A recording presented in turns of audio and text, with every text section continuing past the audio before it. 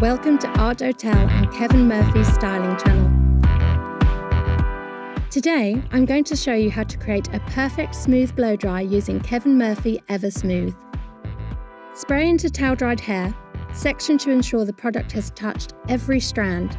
Using a medium round brush, make sure you take manageable sections that can fit easily around the brush. Place your hair into your desired parting and start separating sections with your clips. Always make sure the airflow is pointing downwards towards the end to give a smooth finish. Work on drying the roots and mid-lengths first, as these will take longer to dry than the ends for your hair. Once completely dry, unwrap from the brush and leave to cool before running your fingers through. EVER.SMOOTH is a heat-activated style extender, reducing your drying time and giving anti-humidity smoothing protection. The long chain polymers lock your styling into place with a silky softness so that your style lasts longer. You will be blown away with the results.